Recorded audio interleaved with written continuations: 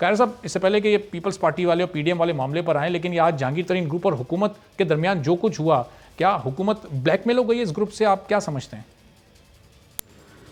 देखिए मैं जो कहूंगा, मेरा तो अपोजिशन उनकी मुखालफ व्यू होगा। आप खुद इसका बेहतर इंटरप्रेट कर सकते हैं।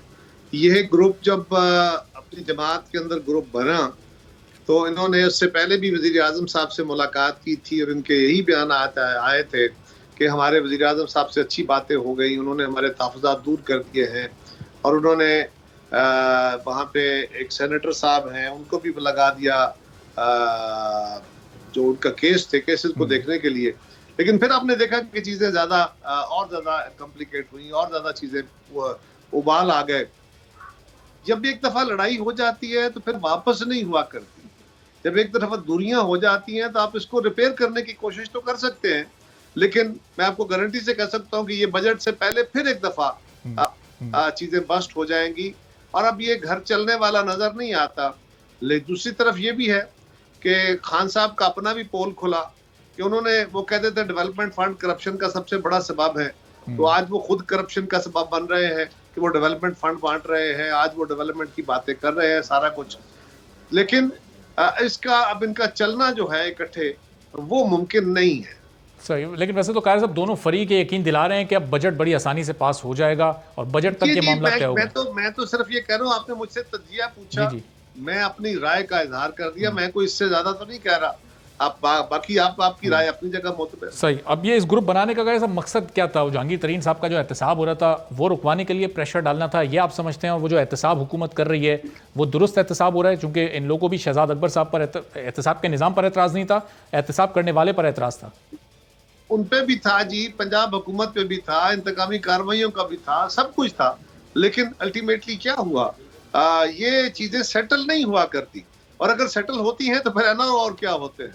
तो जो कहता था कि मैं एनआरओ नहीं दूंगा, आज वजीर आजम साहब से यही सवाल है ना कि कौन क्या होते हैं और एनआरओ। कि आपने पहले जो एहतसाब के हमारे एडवाइजर हैं उनकी जगह पे एक और बंदे को, अपनी पार्टी के एक बंदे को लगाया ताकि वो सुपरवाइज करे उनकी इन्वेस्टिगेशन को। ये एनआरओ नहीं है। और आज आप अपनी जमात के लोगों को मिलके आपके पंजाब के चीफ मिनिस्टर जो हैं वो उनको यकीन दहानियां करा रहे हैं, यही एनआरओ होते हैं और क्या होते हैं। तो खैर साहब, जिस तरह ये वफ्द ने मुलाकात की थी वज़ीर आज़म साहब से, जहांगीर तरीन साहब के, उस वक्त तो ज़ाहिर है ये दोनों तकरीबन आमने सामने आ गए थे।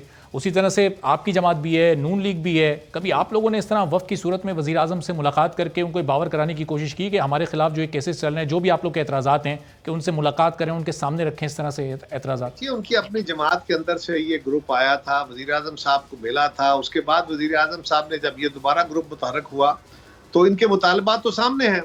वज़ीर आज़म साहब ने केपीके के अंदर भी जो तकरीर की और उसके बाद एक और जगह पे भी जाके जब स्पीचेस की, तो उन स्पीचेस के नतीजे में उन्होंने क्या कहा, वहां पे उन्होंने यही कहा कि मैं एनआरओ नहीं दूंगा, मुझको ये ब्लैकमेल कर रहे हैं, ये ग्रुप प्रेशर ग्रुप बन गए हैं, ये मुझे कहते हैं मैं तुम्हारी हुकूमत गिरा देंगे।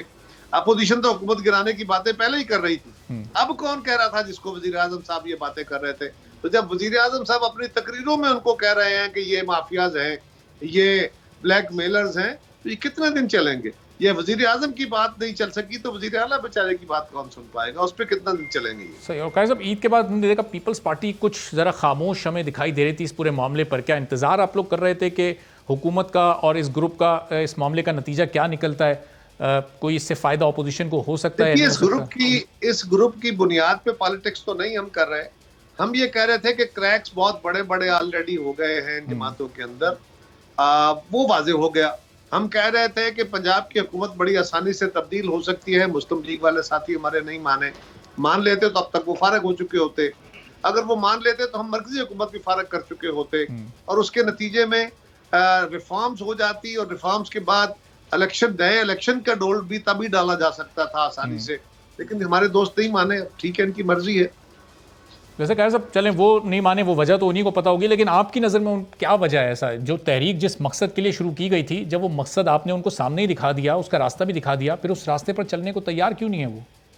शायद खाकान साहब और राना तनवीर साहब और जुबैर उमर साहब कॉन्स्टेंटली ये कह रहे हैं, उनके बाकी लोग भी, कि हमें पंजाब हुकूमत हटाना सूट नहीं करता, पॉलिटिकली हमारे फायदे में नहीं है।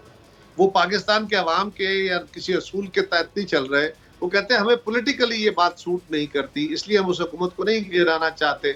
ये बड़ी सिंपल वजह उन्होंने बयान कर दी है। तो फिर मरियम नवाज शरीफ साहब ने भी कहा कि हम चाहते हैं कि 5 साल ये हुकूमत पूरा करे। उनके अपने सियासी एजेंडाज है, अपने एजेंडे के मुताबिक काम कर रहे हैं। तो फिर कायर साहब एक तरफ ये बात भी कर रहे हैं वो, और फिर पीडीएम में भी शामिल हैं, पीडीएम में भी साथ साथ चल रहे हैं। फिर पीडीएम का मकसद तो इस हुकूमत को घर भेजना था, या तो वो पीडीएम से अलग हो जाएं या फिर अपने मौक़िफ़ तब्दील कर लें। देखिए वो तो वाज़ेह हो चुका जी। अब तो ये पीडीएम के सरबराह का फैसला है, वो देखे कि उन्होंने क्या करना है। लेकिन उन्होंने तो बॉल आपके कोर्ट में कायर साहब फेंक दी कि अब पीपल्स पार्टी बताए कि उसने क्या करना है, पीडीएम के साथ चलना है नहीं चलना। पीपल्स पार्टी बता चुकी है कि पीडीएम के अंदर शाहिद खाकान अब्बासी साहब ने अपने इख्तियार से और असूल से इनहराफ करते हुए हमें जो शोकाज दिया था उसको हम मुस्तरद कर चुके हैं, और हमने मुतालबा रखा है कि वो हमसे माजरत करें, एएनपी को वापस लाएं, तो हम उनके साथ चल सकते हैं। हमारा तो बड़ा वाज़ेह तौर पे फैसला हो चुका है। और ज़ाहिर है कायर साहब, अगर ये आपका ये फैसला, आपका ये मुतालबा वो लोग नहीं मानते, जो कि फ़िलहाल तो मानने के मूड में दिखाई भी नहीं दे रहे, फिर नतीजा क्या निकलेगा? फिर ये पीडीएम आप और एएनपी अलग चलेंगे, अलग अपोजिशन करेंगे, और ये दीगर जो 7-8 जमातें हैं ये अलग अपोजिशन करेंगी मौलाना साहब की क़यादत में।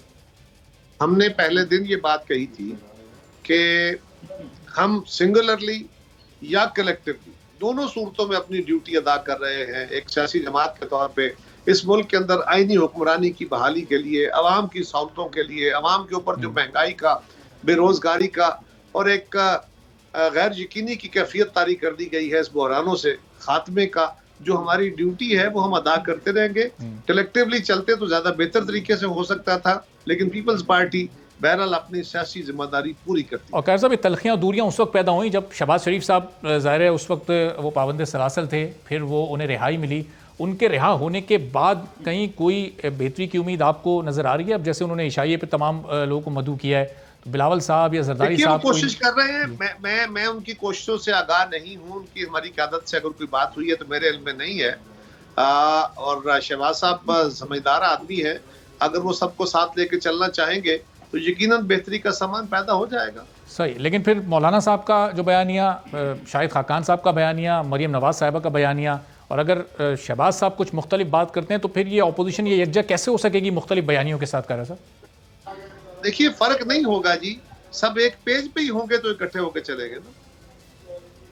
सही, लेकिन फिर ज़ाहिर है हुकूमत को टफ टाइम देने के लिए आप लोगों का इत्तेहाद तो ज़रूरी है बहरहाल मुस्तकबिल में, और अगर ये इत्तेहाद कायम नहीं रहा किसी भी वजह से तो फिर ये हुकूमत तो बड़ी फेवरेट हो जाएगी अपनी मुद्दत पूरी करने के लिए। और फिर मैंने तो अर्ज़ किया कि मुस्लिम लीग की क़यादत तो वाज़ेह तौर पे एक नहीं बार बार मुतअद्दिद बार ये कह चुकी है कि हम इस हुकूमत को चाहते हैं कि ये मुद्दत पूरी करे, 5 साल पूरे करे, और वो कहते हैं कि हमें सूट नहीं करता पॉलिटिकली पंजाब हुकूमत या मरकजी हुकूमत को गिराना। वो तो कह चुके हैं, वो तो कोई किसी तजिए की जरूरत अब इसमें है नहीं। तो कैसे इसकी वजह क्या मुआशी बहरानी सूरत हाल है, मईशत इस वक्त उस हाल में है कि वो इसलिए पॉलिटिकली उन्हें सूट नहीं कर रहा, या कोई और वजह इस वक्त उनके एस्टेब्लिशमेंट से ताल्लुकात इतने बेहतर नहीं है कि वो आ सकें? जबकि इस बारे में तो बातचीत हुई है कि एस्टेब्लिशमेंट से उनकी सुलह हो गई, ज़ुबैर साहब का बयान मौजूद है।